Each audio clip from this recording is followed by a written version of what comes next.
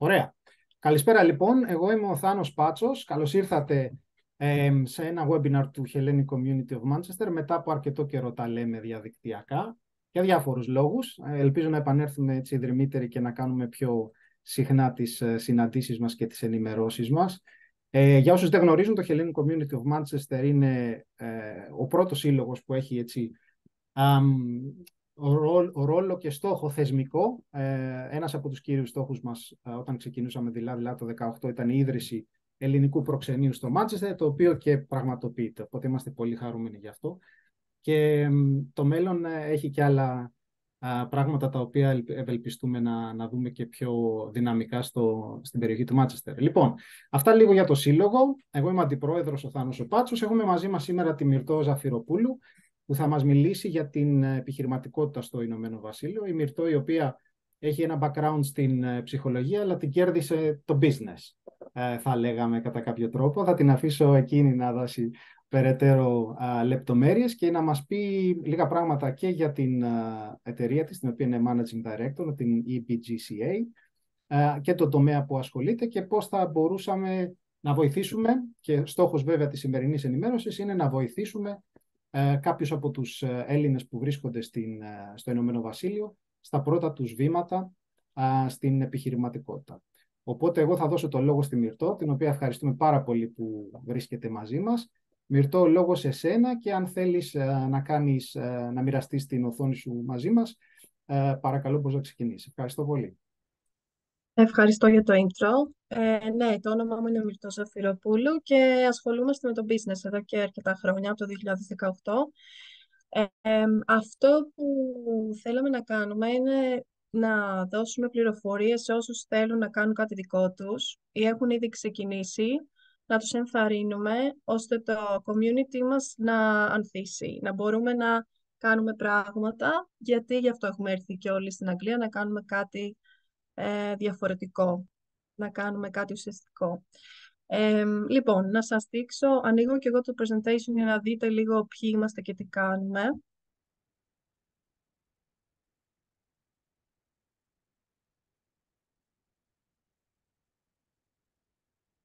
Okay. Να πω επίσης όση ώρα φορτώνει το presentation σου, ότι αν έχετε κάποια σχόλια θα σας παρακαλούσα να τα βάλετε στο chat box, έτσι ώστε να έχουμε έτοιμες τις ερωτήσεις για τη Μυρτώ μόλις τελειώσει τη δικιά της παρουσίαση. Ευχαριστώ. Ωραία, ναι, αυτό είναι μια πολύ ωραία ιδέα. Λοιπόν, αυτή είναι η δικιά μας η εταιρεία και αυτό που κάνουμε στην ουσία είναι να βοηθάμε νέους επιχειρηματίες να ξεκινήσουν την επιχείρησή τους, ακόμα και αν δεν έχουν όλα τα funds να το κάνουν. Και το κάνουμε όλο όσο γίνεται stress-free. Τώρα, αυτό που μας ενώνει όλους εμάς τους επιχειρηματίες είναι όταν δουλεύεις για κάποιον άλλο και ξαφνικά συνειδητοποιείς ότι έχω κάποια skills, έχω κάποια εμπειρία και νιώθω την αυτοπεποίθηση ότι μπορώ να κάνω κάτι δικό μου. Είτε σε αυτό που έχω ξεκινήσει, είτε έχω τα skills που μπορώ να κάνω κάτι διαφορετικό, αλλά είναι transferable skills που λέμε στα αγγλικά, δηλαδή μπορείς να τα χρησιμοποιήσεις σε κάτι άλλο. Συνεπώς, όταν νιώθει κάποιος αυτό τον ενθουσιασμό για κάτι καινούριο που έχει σκεφτεί να κάνει, αλλά έχει και το στρες ταυτόχρονα στο μυαλό του, τότε είναι ο ιδανικός συνδυασμός. Τότε σημαίνει ότι πάσει κάτι προς κάποια αλλαγή, κάτι που είναι πολύ ωραίο και σημαίνει ότι εξελίσσεσαι. Γιατί χωρίς αυτά τα δύο δεν θα υπήρχε εξέλιξη, η αλήθεια είναι. Τώρα, πότε είναι το σωστό timing να κάνουμε το βήμα μας? Είναι όταν νιώθεις ότι δεν σου φτάνουν τα χρήματα που παίρνεις, ότι τα χρήματά σου φτάνουν για συγκεκριμένα πράγματα και κάθε μήνα είσαι πάλι στο ότι πρέπει να βγάλω αυτό το ποσό και δεν σου μένουν στην άκρη, γιατί η αλήθεια είναι ότι και όποια δουλειά και να έχεις, εντάξει, αν είσαι CEO στην Coca-Cola είναι διαφορετικά γενικά, όποια μέση δουλειά και να έχεις, δεν σου δίνει τόσα savings ώστε να ζεις άνετα και να έχεις όλα αυτά που θες. Συνεπώς, αυτό που έχουμε καταλήξει περισσότερο είναι ότι αν δεν κάνεις κάτι δικό σου, η αλήθεια είναι ότι είναι δύσκολο να κάνεις savings και επενδύσεις. Αυτό που μας ενώνει όλους στην ουσία δεν είναι μόνο το απλά δεν θέλω να δουλεύω για άλλους, είναι κάτι πιο βαθύ και είναι στην ουσία η ελευθερία. Είναι η ελευθερία κινήσεων, η ελευθερία του να επιλέγεις πόσες ώρες δουλεύεις, τις διακοπές σου, πόσα βγάζεις, όσο δουλεύεις τόσο βγάζεις. Δεν έχεις cap στο income σου δηλαδή. Υπάρχουν πολλά πράγματα που είναι θετικά με το να κάνεις κάτι δικό σου. Και όταν το νιώθεις ότι είναι το timing και το έχεις, καλό είναι να ακούς το ενστικτό σου και να πεις ότι ναι, θα το προσπαθήσω, δεν έχω κάτι να χάσω στην ουσία. Αλλά στην ουσία, ναι, αυτό που λέγαμε, έχει να κάνει με το ότι κάποια στιγμή συνειδητοποιεί κάποιος ότι ζει την ίδια μέρα μέχρι τα 65 του. Δηλαδή ότι θα περιμένω να φτάσω στη σύνταξη, που εδώ στην Αγγλία ειδικά δεν είναι και κάτι ιδιαίτερο η σύνταξη, είναι μάλλον καταδίκη. Οπότε στην ουσία αυτό που θέλουμε είναι να δημιουργήσουμε κάτι ώστε να μην συνεχίσουμε και ζούμε την ίδια μέρα μέχρι τα 65 μας, να κάνουμε κάτι διαφορετικό, κάποια αλλαγή ώστε όντως να περιμένουμε κάτι άλλο την επόμενη χρονιά και στα επόμενα 10 χρόνια. Τώρα, αυτό που μας σταματάει, υπάρχουν άνθρωποι που το κάνουν και άλλοι που δεν το κάνουν, αλλιώς θα ήμασταν όλοι επιχειρηματίες, αφέστατα.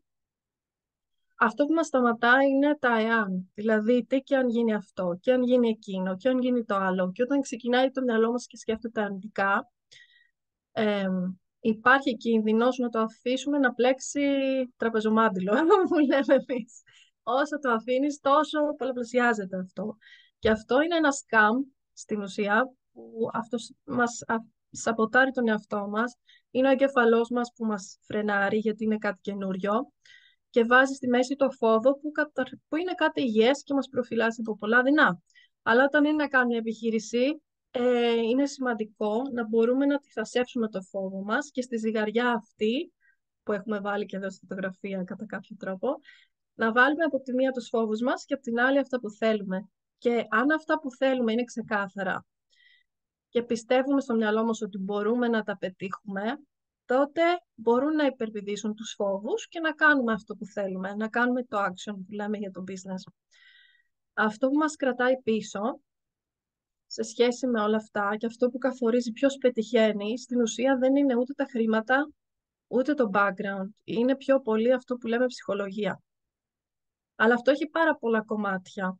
Δηλαδή, δεν είναι ένα πράγμα μόνο του.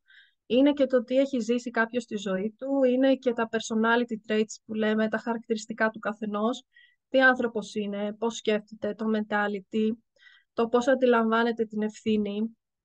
Μπορεί να αποτύχει κάποιος σε κάτι και να πει φταίει το σύστημα, φταίει η οικονομία, φταίει το ένα, φταίει το άλλο, αλλά να μην ρίξει ποτέ την ευθύνη στον εαυτό του. Οπότε αυτό παίζει τεράστιο ρόλο στο αν κάποιος γίνει επιχειρηματίας και πετύχει. Και κάτι άλλο επίσης είναι ό,τι έχουμε ζήσει μέχρι σήμερα και έχει εγγραφεί στον εγκέφαλό μας σαν αρνητική εντύπωση. Δηλαδή αυτό που λένε τα false beliefs, ότι μέχρι εκεί μπορώ να πάω, ότι μέχρι εκεί φτάνω γιατί η οικογένειά μου είχε φτάσει εκεί, ή κάποια αρνητική περιπέτεια που είχε στο παρελθόν με business κάποιος δικό σου ή ο ίδιος. Δηλαδή, αν κάποιος πάει να ανοίξει επιχείρηση και είχε ανοίξει ο πατέρας του και δεν είχε πάει καλά, ή είχε ανοίξει η αδερφή του ή ο ίδιος και δεν είχε πάει καλά, είναι πολύ δύσκολο να πει ότι θα το ξανακάνω. Και επίσης παίζει ρόλο τεράστιο και το τι support έχεις γύρω σου.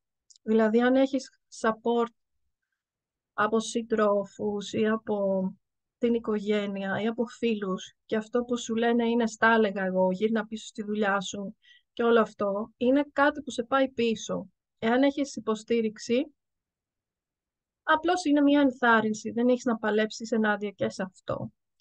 Αλλά και αυτό παίζει το ρόλο του. Και αυτό που μας κάνει εντύπωση είναι ότι πολλοί, θα το έχετε παρατηρήσει, ότι δεν χρειάζεται να έχεις το μυαλό του Einstein για να κάνεις μια επιχείρηση. Υπάρχουν άνθρωποι που το κάνουν και πετυχαίνουν και δεν είναι γλωσσομαθείς ή είναι από αυτή του πανεπιστημίου ή όλο αυτό. Το οποίο μας λέει ότι γενικά δεν χρειάζεται να έχεις... είναι πολύ καλό βέβαια να έχεις γνώσεις, αλλά στην πράξη είναι διαφορετικό. Είναι πιο πολύ στάμινα, είναι θετική διάθεση, το mentality και όλα αυτά, και όχι τόσο πολύ τα υπόλοιπα, όπως οι συνθήκες στις οποίες βρίσκεται κάποιος. Τα χρήματα, π.χ. είναι το πρώτο πράγμα που μου λένε όλοι ότι τους εμποδίζει από το να πετύχουν, δηλαδή να βρουν τα χρήματα να κάνουν αυτό. Και πάντα τους εξηγώ ότι δεν είναι αυτό το πρόβλημα. Το πρόβλημα είναι αλλού. Δικαιολογίες υπάρχουν πάρα πολλές, οπότε αν κάποιος νιώθει αρνητικά σε κάτι, θα βρει 1000 δικαιολογίες για να μην το κάνει, με αυτή την έννοια. Το πρώτο πράγμα που κάνουμε είναι ρωτάμε κάποιον πώς βλέπει τον εαυτό του στα επόμενα 10 χρόνια, τι θέλει να έχει πετύχει σε αυτά, αλλά όχι γενικώς, με συγκεκριμένα πράγματα. Δηλαδή, του ζητάμε να κάνει μια λίστα με 10 πράγματα και να σκεφτεί πολύ προσεκτικά τι αμάξι θέλω να έχω σε 10 χρόνια, θέλω να έχω αυτό, τι σπίτι θέλω να έχω, τι έσοδα θέλω να έχω, αλλά λίγο πιο συγκεκριμένα. Δηλαδή δεν λέμε οι φράσεις σαν στόχοι του στυλ να ζω άνετα, είναι πολύ γενική και δεν μας κάνουν να θέλουμε να το φτάσουμε. Είναι κάτι πολύ γενικό. Αλλά εάν είναι πιο συγκεκριμένοι, μας βοηθάει να το δούμε πιο ουσιαστικά και να βάλουμε στόχους που να μπορούμε να τους πιάσουμε. Συνήθως βάζουμε το επί 10, δηλαδή εάν σήμερα βγάζω 1000 λίρες, θα ήθελα να βγάζω 10.000 σε 10 χρόνια. Βάζουμε το 10x που λέμε εμείς. Εάν το κάνεις κάπως έτσι, το να βγάλει κάποιος σε 10 χρόνια ένα ποσό α, γίνεται reverse engineer και μετά μπορείς να πεις ότι σε 5 χρόνια άρα θέλω να έχω φτάσει σε αυτό το επίπεδο, σε 3 να έχω φτάσει σε αυτό και σε 1 σε εκείνο. Οπότε σου γίνεται λίγο πιο συγκεκριμένο και ξαφνικά στο μυαλό σου εμφανίζεται ένας χάρτης και ξέρεις ότι θέλω να φτάσω αυτά τα βήματα. Αν το κάνεις αυτό σαν προσωπικούς στόχους, μπορείς να τους συνδέσεις με τους business στόχους. Δηλαδή να πεις ότι για να βγάλω εγώ αυτά τα 5.000 παράδειγμα κάθε μήνα, σαν έσοδα καθαρά, θέλω να βγάζω τόσα σαν επιχείρηση με βάση αυτό το ποσοστό κέρδους. Επομένως, τι επιχειρήσεις είναι αυτές που μπορώ να κάνω αυτή τη στιγμή, τι επένδυση θέλουν, πώς ξεκινάς και αρχίζεις και κάνεις το brainstorming σου για τις επιχειρήσεις. Λοιπόν, αυτό που ήθελα σήμερα λίγο να σας πω είναι να μην φοβόμαστε τις partnerships με άλλους ανθρώπους. Υπάρχει γενικά ένας φόβος γύρω από αυτό και σας το λέω εγώ που έχω καεί από συνεταιρισμούς στην Ελλάδα, δυστυχώς, όχι εδώ. Εδώ θα το έκανα, στην Ελλάδα όχι.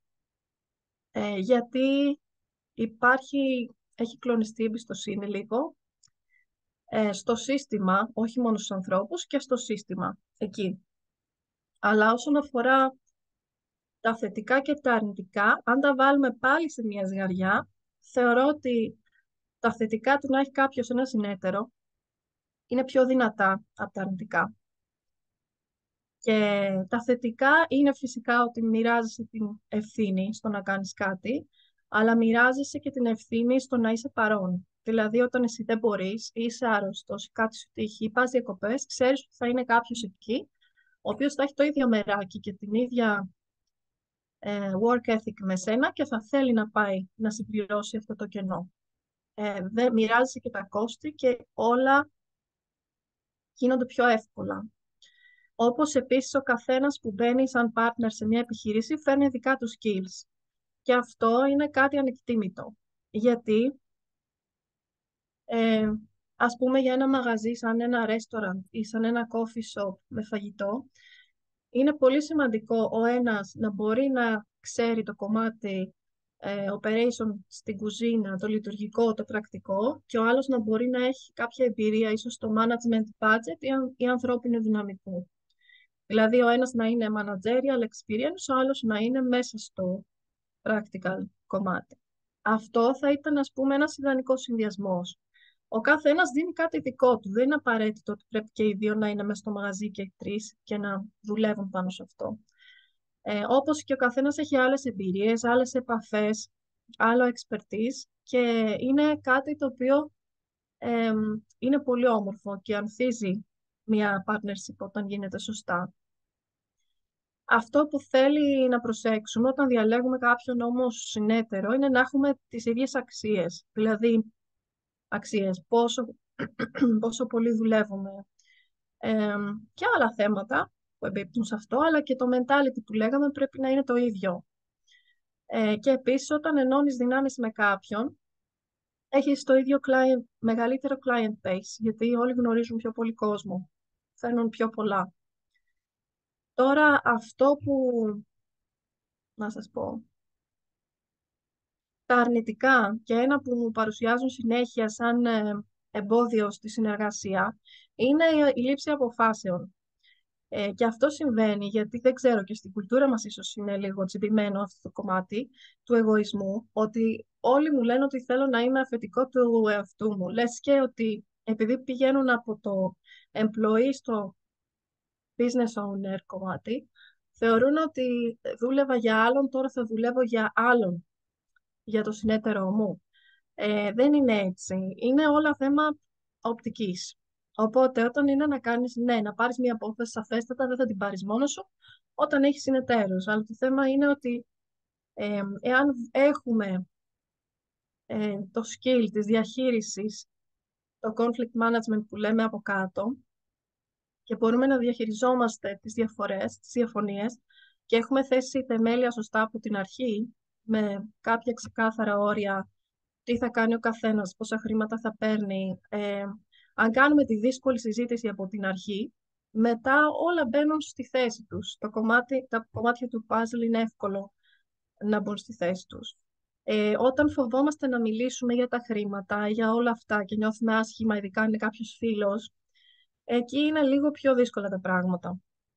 Αλλά γενικά όσο πιο γρήγορα βγάλουμε όλο το δύσκολο negotiation από τη μέση, τόσο καλύτερα. Και τόσο πιο ωραία πηγαίνει το project. Επίσης, εννοείται ότι μοιράζεσαι και τα profits, αλλά δεν είναι το ίδιο με το να ανοίξεις π.χ. ένα μικρό μαγάζι σε μια μικρή περιοχή γιατί έχεις πιο μικρό budget, με το να ενώσεις δυνάμεις και να ανοίξεις ένα μαγαζί περίπου το ίδιο, αλλά σε μεγαλύτερη περιοχή, σε πιο busy, στην οποία μπορεί να έχεις τριπλά ή τετραπλά έσοδα. Δηλαδή, το sharing profit δεν θα σε ενοχλήσει τόσο.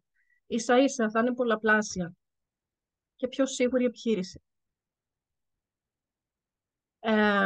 Τώρα, γιατί λέω κι εγώ ότι εδώ στην Αγγλία είναι η καλύτερη εποχή ever να κάνεις κάτι με κάποιο συνέτερο.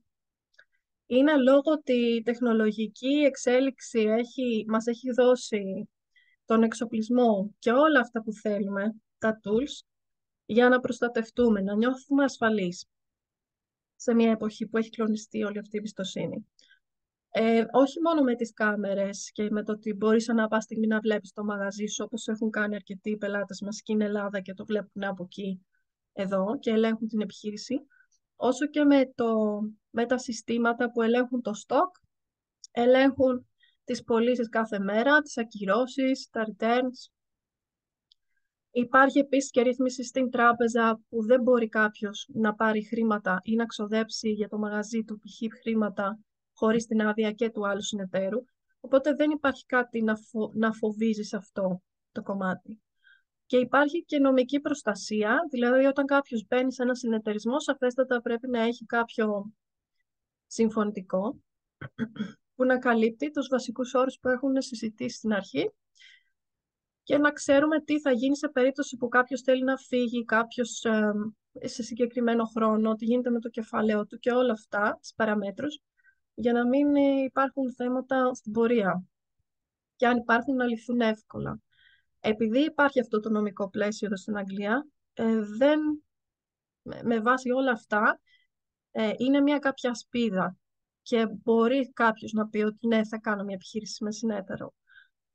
Συνήθως, προσωπικά, εγώ δεν θα έκανα με συγγενή, παράδειγμα. Ναι. Αυτό θα το απέφευγα γιατί δεν θα ήθελα να μπουν στη μέση τα χρήματα σε αυτό το κομμάτι.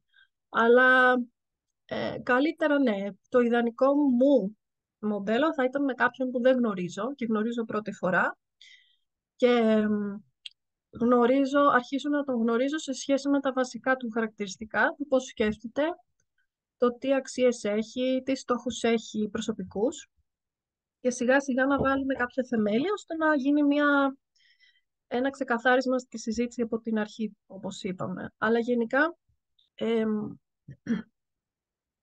όταν το κάνεις με κάποιον ο οποίος είναι πολύ κοντά σου, μπαίνουν άλλες προσδοκίες στη μέση.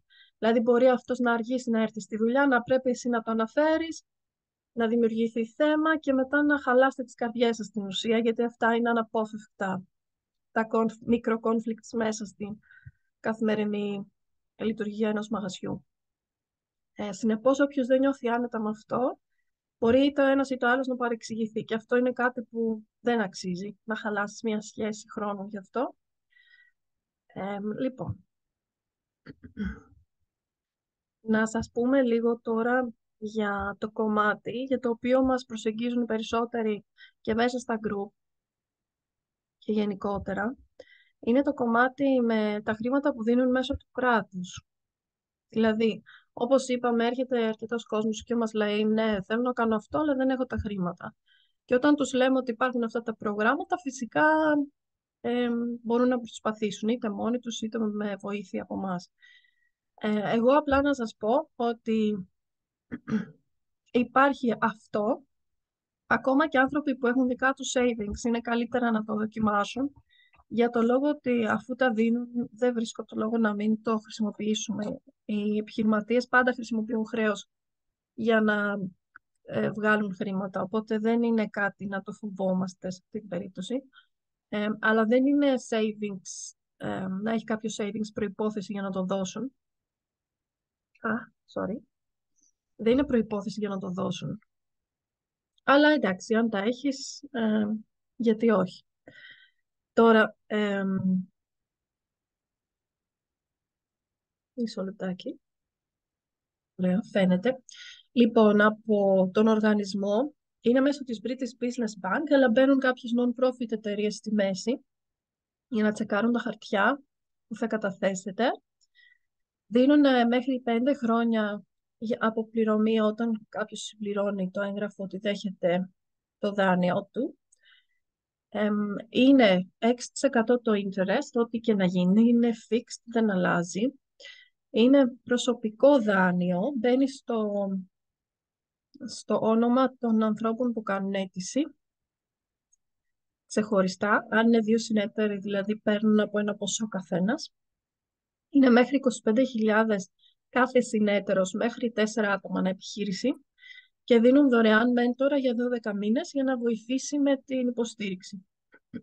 Αν δηλαδή χρειαστείτε κάτι, να ρωτήσετε προκύψει κάτι, μπορείτε να το κάνετε. Και αν κάποιος θέλει να αποπληρώσει το δάνειο πιο νωρίς, δεν έχει early repayment fees, για να απλώς γλιτώνει στο 6% από τα υπόλοιπα χρόνια.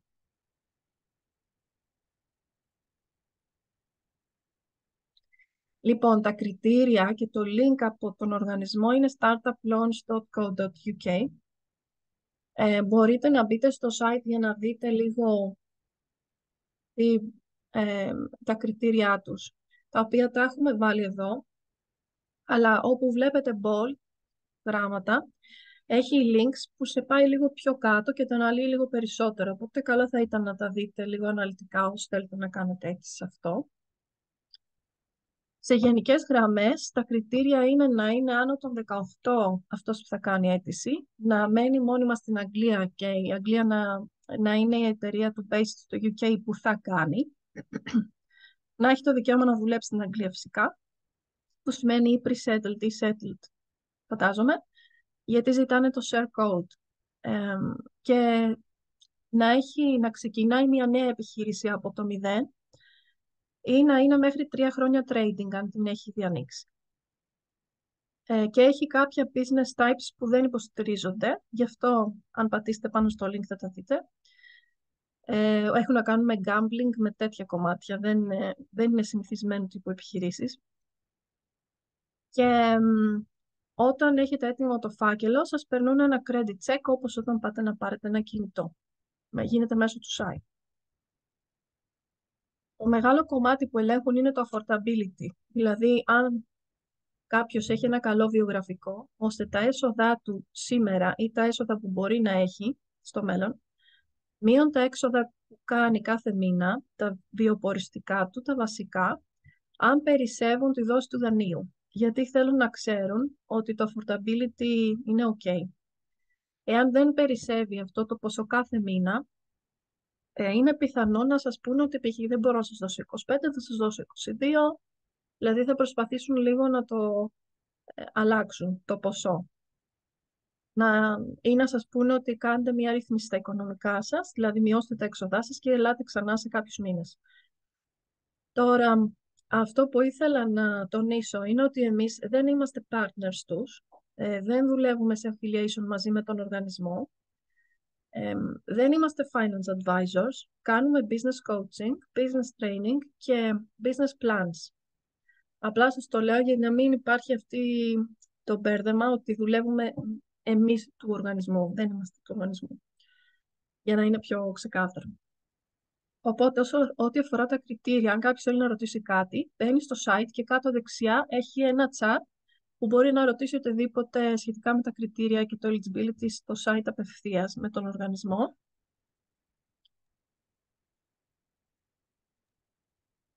Απλά να πω ότι έχουμε γύρω στα 9 λεπτά ακόμα, οπότε Ναι. είναι καλό σημείο να σταματήσουμε εδώ για κάποιες ερωτήσεις ή κάποια σχόλια και αν υπάρχει χρόνος, αν υπάρχει κάτι ακόμα που θα ήθελες να καλύψεις, θα μπορούσαμε να το πούμε. Και να πω ξανά ότι εάν έχετε κάποιες ερωτήσεις, καλό είναι να τις βάλετε στο chat τώρα, ας είναι σύντομες ή μακρύς, απλά να σας δώσω 1-2 λεπτά χρόνο να το κάνετε αυτό και θα ήθελα εγώ να ρωτήσω σύντομα δύο πράγματα που ίσως να μπορέσει να απαντήσει μαζί.